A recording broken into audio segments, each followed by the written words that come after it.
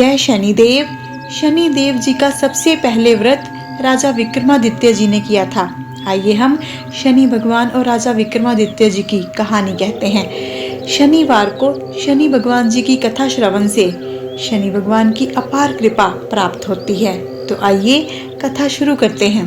एक समय की बात है कि नवग्रहों के बीच श्रेष्ठता को लेकर विवाद हो गया।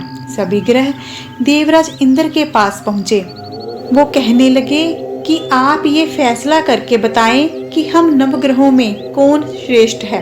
देवराज इंद्र जी ने इस समस्या का समाधान करने के लिए सभी ग्रहों को राजा विक्रमादित्य के पास भेज दिया।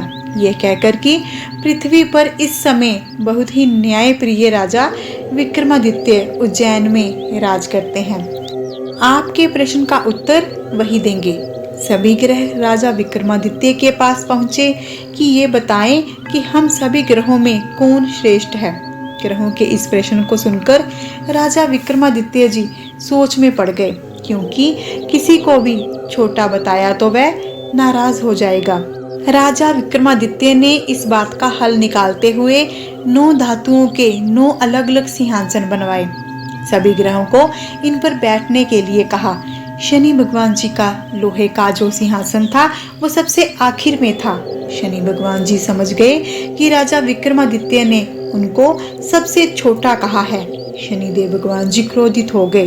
राजा विक्रमादित्य की साढ़े साती आई तो एक दिन शनि भगवान जी घोड़े के व्यापारी बनकर विक्रमादित्य के पास आए। राजा विक्रमादित्य ने एक घोड़ा पसंद किया, उस पर सवार हो गए। यहीं पर विक्रमादित्य शनिदेव जी के जाल में फंस गए। घोड़ा राजा विक्रमादित्य को घने जंगल में ले जाकर गायब हो गया। राजा विक्रमादित्य भटकते हुए एक नगर में पहुंचे। वहां एक सेठ की दुकान पर राजा ने जल पिया और विश्राम किया। उस दिन सेठ की अच्छी कमाई हुई। सेठ को लगा कि यह व्यक्ति उसके लिए भाग्यशाली है और उस पर दया करके अपने साथ घर ले आया। जब सेठानी भोजन लगा रही थी तब अचानक राजा ने देखा कि सामने की दीवार पर खूंटी में हार लटक रहा है, जिसे दीवार निगलता जा रहा है। राजा विक्रमादित्य ने सेठ से अपनी असलियत छुपाई थी। उसने सेठ को अपना नाम वीका बताया था। सेठ को लगा कि हार वीका ने चुराया है। सेठ बार बार वीका से पूछता रहा कि हार कहाँ है, बता, तूने ही लिया है।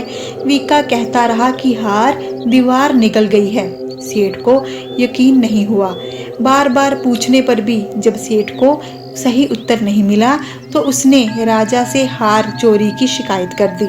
राजा ने विक्रमादित्य से हार के बारे में जानना चाहा तो उसने बताया कि उसके देखते देखते ही खूंटी ने हार को निगल लिया था। इस बात पर राजा क्रोधित हो गए और उन्होंने चोरी करने के अपराध में विक्रमादित्य के हाथ पैर काटने का आदेश दे दिया। राजा विक्रमादित्य के हाथ पैर काटकर उनको नगर की सड़क पर छोड़ दिया गया। कुछ दिन बाद एक तेली उसे उठाकर अपने घर ले गया और उसे अपने कोल्हू पर बैठा दिया। राजा आवाज देकर बैलों को हाँकता रहता। इस तरह तेली का बैल चलता रहता और राजा को भोजन मिलता रहता। शनि देव के प्रकोप की साढ़े साती पूरी होने पर वर्षा ऋतु आई। राजा विक्रमादित्य एक रात मेघ मल्हार गा रहे थे कि तभी नगर के राजा की लड़की राजकुमारी मोहिनी रथ पर सवार उस तेली के घर के पास से गुजर रही थी। उसने मेघ मल्हार राग सुना तो वह मोहित हो गई। राजकुमारी ने दासी को भेजकर गाने वाले को बुला लाने के लिए कहा। दासी ने लौटकर राजकुमारी को अपंग राजा के बारे में सब कुछ विस्तार से बता दिया। राजकुमारी अपाहिज राजा से इस तरह प्रभावित हुई थी कि उसने मन ही मन ये निश्चय कर लिया था कि वह अपाहिज राजा से ही विवाह करेगी। राजकुमारी ने जब ये बात अपने माता पिता को बताई तो वे हैरान रह गए। रानी ने मोहिनी को समझाया, बेटी, तुम्हारे भाग्य में तो किसी राजा की रानी होना लिखा है। ऐसे में तुम उस अपाहिज से विवाह करके अपने पांव पर कुल्हाड़ी क्यों मार रही हो। राजकुमारी तो मन में ठान चुकी थी कि अपनी जिद नहीं छोड़ेगी। अपनी जिद पूरी कराने के लिए उसने भोजन त्याग दिया, प्राण त्याग देने का निश्चय कर लिया। आखिर राजा रानी को विवश होकर अपंग विक्रमादित्य से राजकुमारी का विवाह करवाना पड़ा। विवाह के बाद राजा विक्रमादित्य और राजकुमारी तेली घर में रहने लगे। उसी रात स्वप्न में शनि देव जी ने राजा से कहा, राजा, तुमने मेरा प्रकोप देख लिया, मैंने तुम्हें अपने अपमान का दंड दिया है। राजा ने शनि भगवान जी से माफी मांगी और प्रार्थना की, हे शनिदेव, आपने जितना दुख मुझे दिया है अन्य किसी को ना दे। शनि देव जी ने कुछ सोचकर कहा, राजा, मैं तुम्हारी प्रार्थना स्वीकार करता हूँ। जो कोई भी नर या नारी मेरी पूजा करेगा, शनिवार को व्रत करके मेरी व्रत कथा सुनेगा, उस पर हमेशा मेरी अनुकंपा बनी रहेगी। प्रातःकाल राजा विक्रमादित्य की नींद खुली तो अपने हाथ पांव देखकर राजा को अत्यधिक प्रसन्नता हुई। उसने मन ही मन शनि देव भगवान जी को प्रणाम किया। राजकुमारी भी राजा के हाथ पैर सही सलामत देखकर आश्चर्य में डूब गई। तब राजा विक्रमादित्य ने अपना परिचय देते हुए शनिदेव जी के प्रकोप की सारी कहानी सुनाई। सेठ को जब इस बात का पता चला तो दौड़ता हुआ तेली के घर पहुंचा और राजा के चरणों में गिरकर माफी मांगने लगा।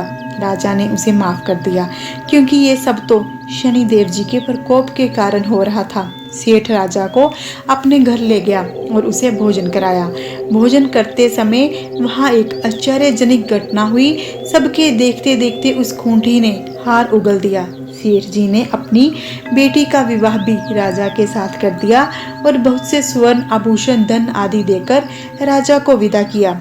राजा विक्रमादित्य राजकुमारी मोहिनी और सेठ की बेटी के साथ उज्जैन पहुंचे तो नगरवासियों ने हर्षपूर्वक नगर की सीमा पर ही उनका स्वागत किया। अगले दिन राजा विक्रमादित्य ने पूरे राज्य में घोषणा करवाई कि शनि भगवान जी सभी ग्रहों में श्रेष्ठ हैं। सभी नगरवासी शनि देव जी का व्रत करेंगे और शनिवार को शनि देव जी की पूजा करेंगे एवं शनि व्रत की कथा सुनेंगे। राजा विक्रमादित्य की घोषणा से शनि देव बहुत प्रसन्न हुए। शनिवार का व्रत करने और व्रत कथा सुनने के कारण सभी लोगों की मनोकामनाएं पूरी होने लगी।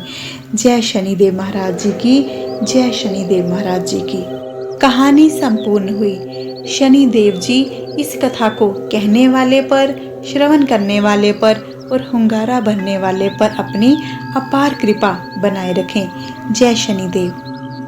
चैनल पर नए हैं तो कृपा करके हमारे चैनल परम दिव्य शक्ति को सब्सक्राइब कर लीजिए और बन जाइए हमारे इस परम दिव्य सफर में हम सफर। बेल आइकॉन को अवश्य प्रेस कीजिएगा ताकि आपको आने वाली हमारी सारी वीडियोस की नोटिफिकेशन मिल सके। मिलते हैं अगली वीडियो के साथ। अपना ध्यान रखें, खुश रहें, सुखी रहें। जय शनिदेव।